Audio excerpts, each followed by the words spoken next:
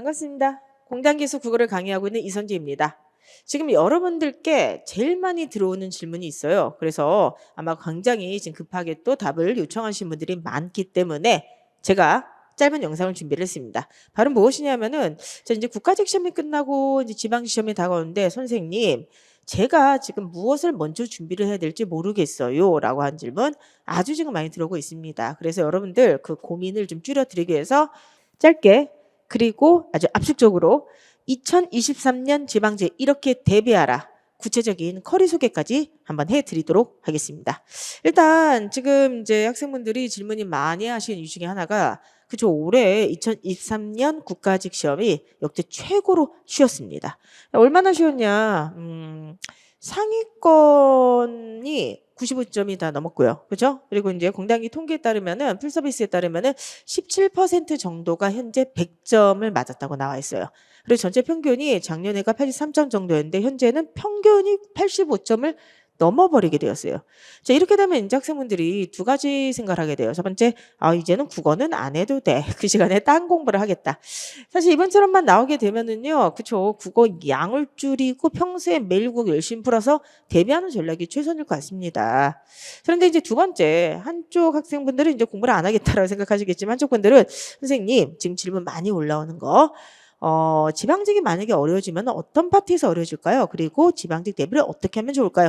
이 질문이 정말로 많이 올라오고 있어요. 그래서 여러분들께 자 지방직을 어떻게 대비를 해야 되는지 공부를 안 할 수는 없지 않습니까? 오히려 굉장히 위험하죠.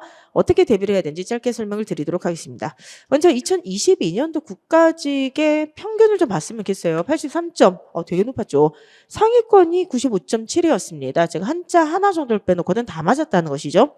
그런데 국가직이 이렇게 쉽게 나오니까 작년에 지방직 문제는 어머나 평균이 74로 떨어지게 되고요. 상위권 평균도 떨어지게 되었어요. 그런데 저희가 이때 조심해서 주의 깊게 봐야 될 거는 뭐냐면은 그쵸 상위권과 전체 평균의 격차예요.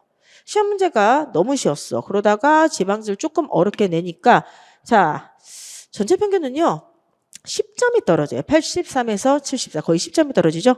상위권을 좀 보시죠. 상위권은 시험이 쉽든 어렵든 거의 변화가 없어요. 95점에서 92점, 3.7 정도뿐이 떨어지지 않았습니다. 이것은 무엇을 의미하는 걸까요? 결과적으로 저희 시험은 상위권들과의 경쟁 아니겠습니까? 상위권은 시험이 어떻게 나오든 큰 변화가 없다는 것이에요. 여러분들 먼저 이거를 기억하셨으면 좋겠습니다. 지방직이 갑자기 엄청 어려워진다. 저는 그렇게 생각하지 않습니다. 그리고 기본적으로 저는 공포 마케팅 별로 안 좋아하기 때문에 지방직 무지 어려우니까 국어만 하라 이런 거는 한 번도 이렇게 말씀드린 적이 없어요. 근데 분명한 거는 그냥 상식적인 수준에서 생각을 해봤을 때 평균 85, 상위 17%가 100점인 시험은 문제가 있는 시험이죠. 그러면은 그냥 상식적인 수준을 생각해 봤을 때 지방직은 그죠 예년 정도로 돌아오지 않을까. 즉 평균이 74점 정도라고 하는 거는 5문제 정도가 변별력이 있는 예년의 시험으로 돌아오지 않을까. 그건 누구나 합리적으로 추측할 수 있다고 생각합니다. 그러면 이제 변별력 있는 문제가 한 5문제, 6문제 정도가 나온다고 했을 때 도대체 어디서 나올 것인가. 자, 작년도 지방직 국어 문항 분석표를 한번 보시죠. 지방직은 이미 문법 규범이 줄어들었어요. 이번에 국가직에서 2문제가 나왔지만 지방직은 그 전에 이미 3문제뿐이 나오지가 않았습니다. 그런데 주의 깊게 봐야 될 게 뭐냐. 올해 문법을 4문제에서 2문제를 국가직이 줄였는데 어휘 한자는 오히려 2문제에서 3문제로 늘렸죠. 근데 지방직은요. 문법 규범이 계속 3문제가 나왔었고요. 그 다음에 어휘 한자가 계속해서 3문제가 나왔어요. 독해는 이미 10문제, 12문제, 10문제 이상씩이 나왔습니다. 자, 문학은요 왔다 갔다 하는데 2문제가 나올 때도 있고 4문제가 나올 때도 있는데 저는 아예 그냥 4문제가 나온다 생각을 하고 문학은 대비를 하셨으면 좋겠어요. 자, 그러면 여러분들 이 문학 분석표를 잘 좀 기억해 보도록 하세요. 가장 많이 나오는 것은 역시나 독해고요. 그런데 어휘 한자가 생각보다 3문제씩 꾸준히 나왔다라고 하는 걸 기억을 하셨으면 좋겠습니다. 자, 그럼 이 분야 중에서 영역 중에서 어떤 문제에서 변별력이 있는 문제가 나올지는 아무도 모르죠. 하지만 중요한 것은 앞에서 제가 이걸 보여드렸던 이유 상위권하고 중위권 학생들의 격차가 너무 심해요. 그래서 여러분들이 상위권이라면 상위권답게 지방직을 준비하는 게 맞고 중위권 학생들이시라면 중위권답게 또 대비하시는 게 맞다는 말씀을 꼭 드리고 싶습니다. 자, 어떤 영역이 어렵게 나올지 모르겠지만은 그냥 역대의 오답률 오이 통계를 보면은 부동의 1위는 항상 어휘의 한자였어요. 그리고 문법하고 그다음에 현대문학 독해 중에서 작년 통계를 갖다 기준으로 해봤을 때 보통은 문법에서 한 두 문제 정도가 2위나 4위 정도, 이 정도가 보통 이제 그 문법이 들어갔었고요. 그 다음에 나머지는 3위, 5위 이 정도에서 독해가 이제 한 두 문제 정도가 난도 있는 게 들어갔습니다. 물론 이제 올해는 문학에서 뭐 한 문제가 어려질 수도 있고, 이거는 상황에 따라 다르겠지만, 여태까지의 시험에서 봤을 때 학생분들이 가장 어려워하는 건 역시나 어휘 한자, 특히 한자가 되겠고요. 그리고 나머지를 문법은 쉽게 나와도 어렵게 나와도 어휘 안에 들어. 공부 안 하신 분들이 있으니까. 그리고 독해 문제에서 아마도 좀 변별력인 문제가 한두 문제 나오지 않을까 생각을 합니다. 자, 그러면은 여러분들 도대체 상위권은 그러면 어떻게 대비를 해야 되고 중위권은 또 어떻게 상위권으로 올라가게 그렇게 대비를 해야 될 것인가 간략하게 말씀드리도록 하겠습니다. 첫 번째 독해부터 말씀드리도록 할게요. 독해는 상위권이든 중위권이든 제일 중요한 건 시간 단축이에요. 여러분들 독해 문제가 쉽게 나오든 어렵게 나오든 10문제 이상이 나오게 된다는 거는 일단 기본적으로 텍스트를 읽는 절대 시간이 어느 정도 그죠 확보가 돼야 된다는 뜻입니다. 자, 그런데 대비 방법이 조금 다르다 생각을 해요. 이번에 수업이 끝난 다음에 어떤 학생이 이렇게 찾아오셨는데 선생님 남들은 다 90점, 95점, 100점 맞았다고 하는데 본인은 그 점수가 안 나왔다. 시험지를 보여줬는데요. 기본적인 독해에서 두 문제를 틀렸어. 그리고 이제 문법이나 한자에서 한두 문제 틀리다 보니까 80점대가 나와버린 겁니다. 자, 여러분들 그러면은 자 생각해 봅시다. 본인이 만약에 독해가 아직 완벽하게 대비가 안 됐다. 중위권이다 생각하신 분들은요. 기본 문제를 잘 푸는 게 중요해요. 자, 항상 제가 말씀드린 거 있죠? 아주 단순한 문제, 쉬운 문제도 5점이에요. 아주 수준 높은 문제도 5점이에요. 저희 시험의 특성은 단일 100점이라고 하는 것이죠. 똑같은 점수예요. 그러면은 기본 문제를 다 맞고 어려운 문제 하나를 다 더 맞는 그런 전략으로 가야 되는데 안타깝게도 많은 분들이 어려운 문제만 집중하는 걸 너무나도 많이 봅니다. 여러분들 기본 문제 틀리면은 그거 어떻게 하실 거예요? 어려운 문제 틀리고 기본 문제 틀리면은 전혀 변별력이 없게 됩니다. 그렇기 때문에 이번에 국어가 90점을 못 넘으신 분들은요. 그리고 아직까지도 읽는 속도가 느리신 분들은요. 물론 우리에겐 독해야 산다가 있어. 근데 독해야 산다는 아시겠지만 훈련 프로그램이죠. 긴 지문을 빠르게 집중해서 읽는 훈련을 통해서 본인의 독해력 자체를 높이게 하는 훈련이 되는데 그건 정말 꾸준히 하세요. 자, 그런데 전략적으로 지금 2달뿐이 안 남았잖아요, 시험이. 그러면은 집중적으로 그쵸 시간을 단축하는 훈련을 기술적으로 하는 게 필요하다고 생각해요. 그래서 여러분들 중위권 학생분들은요 반드시 세상에 없던 독해 스킬을 학습을 하셨으면 좋겠습니다. 지금 이제 게시판에서 많이 올라오는 질문, 저번에 라이브 할 때도 올라오는 선생님 어떻게 하면 시간을 단축합니까? 아니 그걸 어떻게 그 짧은 시간 안에 다 얘기를 합니까? 그죠? 그거를 압축해서 한 10강 정도로 찍어놨던 게 세상에 없던 독해 스킬이라는 강의예요, 여러분들. 그렇기 때문에 이 수업은요, 특히나 중위권 학생들이 어떻게 하면 지문을 정확하게 빨리 읽을 것인가? 아시겠죠, 여러분? 그래서 정확하게 문제를 풀고 그쵸 시간을 단축할 것인가 뭐든 어떻게 보면은 그 압축이나 아니면은 문제풀이에 기술이 들어가 있습니다. 그렇기 때문에 아직까지 속도가 좀 느리신 분들 독해 방향을 어떻게 해야 되는지 모르시는 분들 문제만 많이 푼다고 느는 건 아니야. 그게 도움은 되지만 그렇기 때문에 먼저 정확하게 스킬을 익히시고 그 다음에 문제를 많이 푸셨으면 좋겠습니다. 그리고 상위권 학생들은 사실 기본적인 독해가 좀 되잖아. 그치? 그리고 이제 기본적인 문제에서는 충분히 이제 우리가 풀 수가 있잖아요. 그럼 이분들은 시간 단축을 어디다 봐야 되냐 하면은 기본적인 어떤 그런 지문이 나오면 빨리 잘 풀어요. 여태까지 했던 대로 계속해서 유지를 하시면 되는 거예요. 독해 산다 같은 거 푸시면서. 근데 이분들은 이제 뭘 조심해야 되냐면은 만약에 지방직에서 어려운 문제가 한 문제나 두 문제가 나왔을 때 여기서 시간을 줄이는 게 굉장히 필요합니다.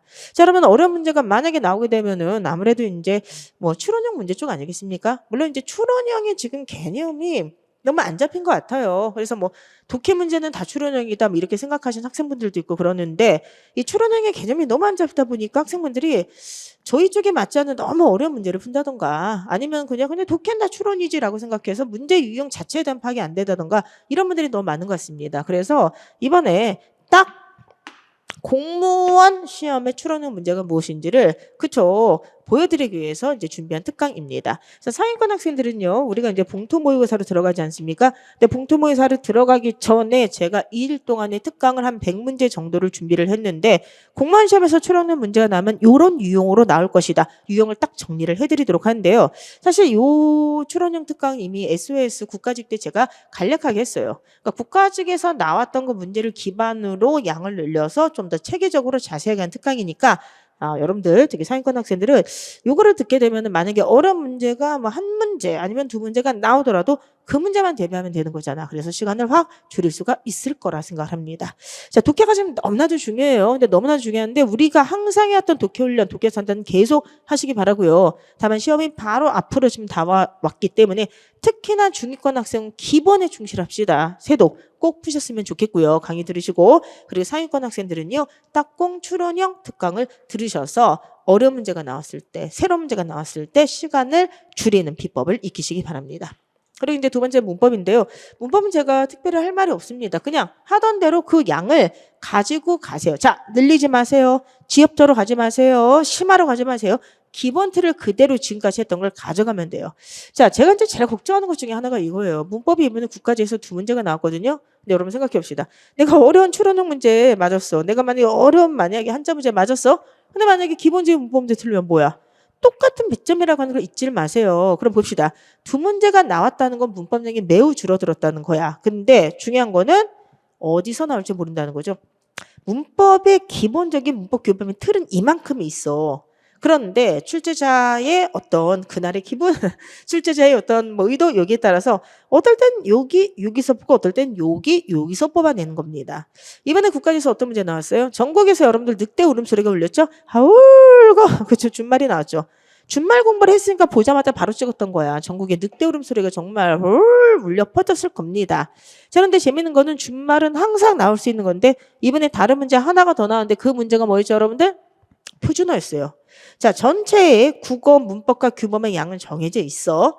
근데 출제자가 딱 보다가 나는 이번에 준말을 내서 준말 하나 뽑았어. 근데 정말 예상치 않게 뒤쪽으로 가서 갑자기 표준어 규정, 국가적 표준어 잘 안 나오잖아. 근데 갑자기 거기서 확 꼽아버린 거예요. 이번에 정답률이 높았던 거는 표준어 규정이 너무 쉬운 데서 뽑아서 그래요. 여러분들 그 칠항 이런 거 뽑았잖아. 그치? 그러니까 여러분들 우리가 맨날 외웠던 양념지, 뭐 그다음에 의뢰 이런 걸 뽑아냈기 때문에 너무나도 쉽게 이걸 찍을 수가 있었던 겁니다. 근데 만약에 자 생각해 봅시다. 아무리 쉬어도 내가 그걸 공부를 하셨던 분들은 이번에 보자마자 이건 뭐야 의뢰잖아. 그 양념지잖아. 바로 뽑았을 거야. 그치? 근데 만약에 거기에 대한 학습이 안 되셨던 분들은 어떻게 되겠어요 여러분들? 못 맞추게 되는 거죠. 자 다음 출제자가 이렇게 정해져 있는 국어 문법과 규범의 틀 안에서 어느 쪽을 뽑을지는 아무도 모른다고 하는 겁니다. 그럼 우리가 이런 걸 어떻게 대비를 해야 될까? 그쵸? 기본적인 것만 익혀서 가지고 가시되 기본적인 것은 반드시 기억하고 있어야 되는 거예요. 이번에 만약에 저 용언에서 만약에 뭘 뽑았다? 그냥 갑자기 뒤에 가서 올바른 문장체에서 뽑을 수도 있어. 아니야. 이번 출제자는 한글 맞춤 두음법체에서 뽑았다가 아니야. 뒤로 가서는 또 외래어에서 뽑을 수가 있게 되는 겁니다. 어차피 깊게 나오면 어차피 그렇게 나오지도 않고 그쵸. 다 못 풀어요. 그런 문제는 정말 버려도 돼. 만약에 정말 지엽적인 게 나오게 되면. 근데 그게 아니라 기본적인 어떤 틀 안에서 가볍게 뽑아낸 문제를 못 풀게 되잖아. 점수가 안 나와요. 여러분들. 다시 한번 말씀드려요. 이건 상위권 주인과 똑같아요. 제발 양을 늘리지 마시고요. 그 다음에 두 번째는 지엽생 걸로 지금 갈 필요가 없습니다. 다만 중요한 건 뭐냐면은 기존에 우리가 했던 기본적인 틀은 유지하고 가야 된다는 거야. 알겠습니까? 그렇기 때문에 이거는 제가 볼 때 상위권은 그냥 까먹지만 않으면 돼요. 지금까지 공부했던 거 끝. 근데 중위권이 여러분들 그죠?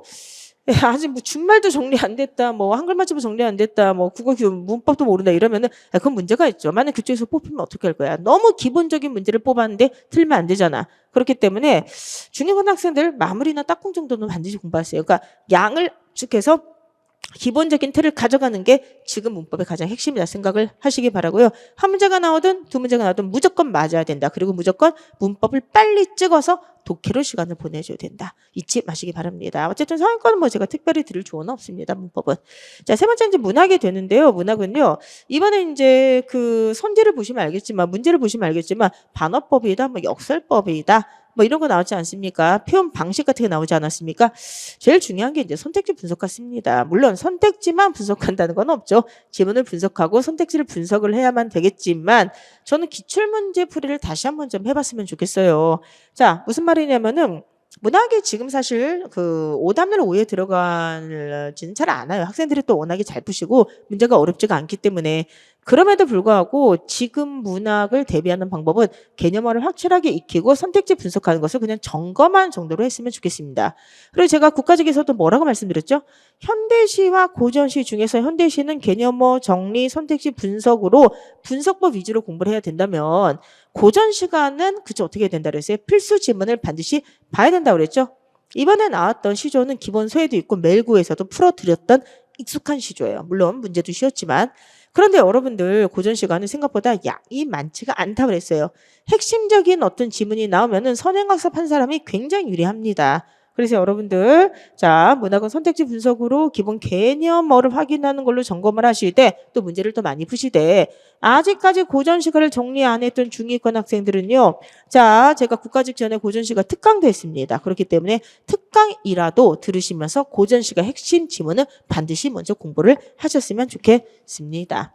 자, 마지막으로 여러분들 어휘 한자에 대해서 말씀드리고 싶은데 이거는 시간이 얼마 없잖아. 더군다나 지금 전공 공부도 하셔야 되니까 정말 선별된 좋은 자를 보는 게 최고의 방법인 것 같습니다. 자, 중2권 학생들한테 다시 한번 얘기하겠어요. 한자성어 아직까지 안 하셨습니까? 그리고 특히 한자성어 아직까지 도금을 못 읽으시면 큰일 납니다. 한자성어는 무조건 여러분들께서 우선적으로 하셔야 돼요. 왜? 자, 문제가 3가지가 나온다고 합시다. 첫 번째 한자성어, 그 다음에 한자, 그 다음에 어휘 이렇게 나온다고 합시다. 근데 어휘는 사실 복불복이야. 그런데 한자는 쉽게 나오면은 찍는 거고 어렵게 나오면 못 찍는 학생들이 많거든요.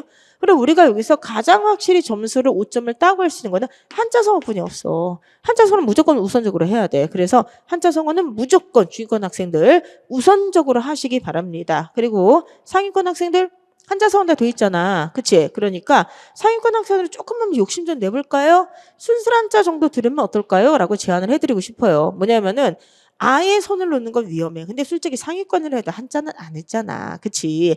그러니까 한자를 아직까지 안 하신 분들이 그렇다고 미친 듯이 다 한자만 할 수가 없잖아. 제 생각에는 지금 상위권 학생들은 한자성어도 돼 있고 기본적인 어휘도 되어 있기 때문에 조금 욕심내서 순수한자 하루에 한 20분 정도씩 그냥 왔다 갔다 하면서 가볍게 들을 수 있도록 만들어 놓은 거니까 요거라도 들으면서 대비를 했으면 좋겠어요. 물론 이제 운빨도 있지만 이번에 아시겠지만 한자가 술술한자에서 그대로 나왔죠. 요거 보시면 뭐 기억, 추억, 술한자 그대로 나왔던 것이고요. 연습까지 시켰던 것이고 멜국에서도 기억을 풀었어요. 물론 기억이라고 하는 어떤 한자가 쉽기 때문에 정답률이 높을 수도 있지만 저는 어쨌든 간에 그래도 많이 알려드렸던 좋은 자료를 선별해서 보여줬던 데서 나왔기 때문에 더 잘 풀지 않았을까라고 생각하고 있습니다. 그래서 여러분들 자, 아직까지 한자성어도 안 되신 중위권 학생들은 무조건 한자성어 하시기 바라고요. 그 다음에 이제 두 번째 상위권은 조금 욕심내서 술술한자 이 멜국을 왜 써놨냐면 이 뒤에 어휘가 있잖아. 그치? 그러니까 어휘 뭐 하는 거 한번 쭉 보고 가는 거 이런 식으로 대비하는 게 좋지 않을까 생각을 합니다. 자 그러면은 이제 지금 이제 우리가 중위권이든 상위권이든 이런 식으로 이제 커리를 타고 준비를 하라고 했는데 마지막에 제가 항상 추천을 해드린 거는 막판으로 갈수록 그죠 핵심적인 어떤 이론을 정리하는 것도 중요하고 약점을 체크하는 것도 중요한데 그죠 좋은 양질의 문제 좋은 자료를 갖다 많이 보면서 문제풀이 훈련하는 게 굉장히 중요해요.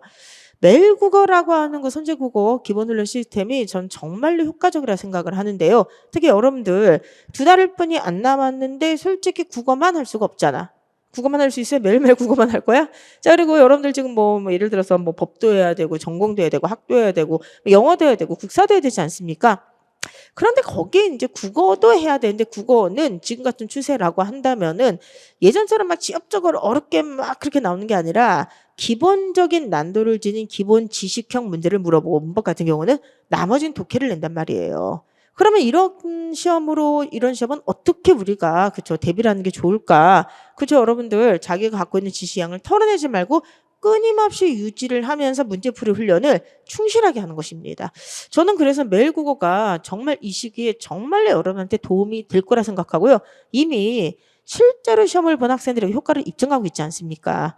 근데 지금도 이제 굉장히 또 많이 들어온 질문이 선생님 저는 매일 국어를 이제 시작을 하려고 하는데 양이 너무 많아요. 매일 국어 현재 2023년파만 1, 2, 3, 4잖아요. 그럼 무엇을 먼저 풀어야 됩니까? 이 질문도 되게 많이 들어와요. 자, 1, 2, 3, 4를 다 풀면 최고로 좋은데 만약에 본인이 좀 시간이 없다. 모의고사 풀면서 같이 본다 하면은 저는 1하고 4를 좀 추천하고 싶어요.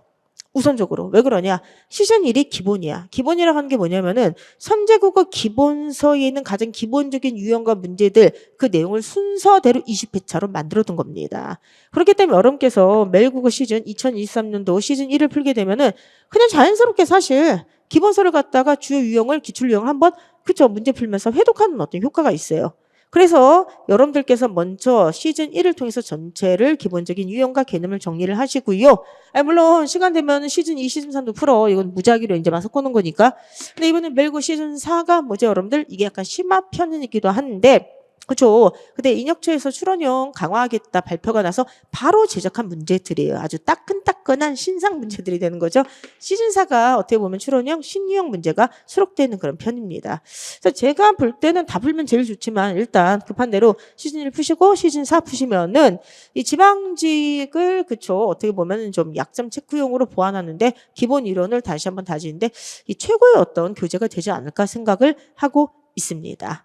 자, 정리 한번 해보도록 하겠습니다. 상위권 하단으로 쭉 하실 때, 자, 막판으로 갈수록 뭐를 갖다가 강화해야 된다? 그쵸. 오히려 시간을 단축하는, 그리고 약간 난도 있는 문제가 나올 가능성이 크니까 그 문제를 집중적으로 공략하시면 시간을 줄이는 걸 연습하시고요. 중위권 학생들 같은 경우는 기본적인 문제 틀리면은 난도 있는 문제 이렇게 맞아도 그게 결국은 플러스 마이너스 제로가 돼버립니다. 기본적인 문제를 틀리지 않도록 기본 실력을 점검하라고 다시 한번 말씀드리고 싶고요. 앞에서 제가 추천했던 커리들 충실하게, 특히 세상에 없던 독해 스킬부터 좀 열심히 하셨으면 좋겠습니다. 아시겠죠, 여러분들? 멜국어와 함께 이제 구체적인 지방직 커리는 두 가지로 짜여 있습니다. 이 나침판은 사실 국가직 지방직 공통으로 만든 것이기 때문에 혹시나 나침판 아직 안 푸셨던 분들은 푸시고, 그리고 두 번째는 나침판 푸셨던 분들은 한 번 더 보세요. 문제 정말 좋잖아요. 그렇죠? 그리고 이제 두 번째는 봉투모고가 1이 있고 2가 있는데 무엇을 퍼도 상관이 없습니다. 근데 어찌되었든 이번에 강의가 5월달부터 시작되는 것은 바로 봉투모고 2가 되겠습니다. 그래서 봉투모고 1과 2를 같이 푸셔도 좋고요. 아니면 여러분들 지금 멜고 푸시면서 모의고사를 하나 정도 풀고 싶다면 당연히 2를 푸시면은 도움이 많이 될 것 같습니다. 그리고 이제 아까 말씀드렸던 것처럼 기본적인 독해 훈련이 되신 분들은 난도 있는 문제 이제 도전을 해야 되니까 딱 공무원 시험에 맞게 출원형 문제 특강을 한번 진행을 해보도록 하겠으니, 출원형이라는 말이 그 함의에 대해서 개념 정의가 지금 완벽하게 되어 있지 않기 때문에 정말 많이 혼란을 느끼시는 것 같아요. 공무원에서 출원형이 나면 이런 형식이 나온다. 이런 문제 유형이 될 것이다. 자, 그 핵심적인 유형을 중심으로 제가 특강을 준비를 하고 있으니까 많이 참여를 해 주시기 바랍니다. 그럼 제가 항상 드리는 말씀이 있어요. 저희 시험은 딱 한 번만 붙으면 되는 시험이에요. 그리고 어떤 시험이 자기 운에 딱 맞아 떨어질지는 솔직히 모릅니다. 근데 중요한 거는 여러분들은 운빨이 있으실 거고요. 근데 제일 중요한 거는 운이 따라올 때 실력이 있지 않으면은 우리가 그 운이라고 하는 대운을 타지를 못합니다.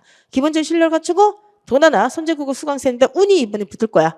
그래서 실력과 운이 합쳐져서 우리는 반드시 합격할 수 있으니까 기운 내시고요. 여러분들 다시 지방직을 위해서 힘차게 뛰어갈 준비를 했으면 좋겠습니다. 저희는 그러면 5월에 수업에서 또 만나 뵙도록 하겠습니다. 감사합니다.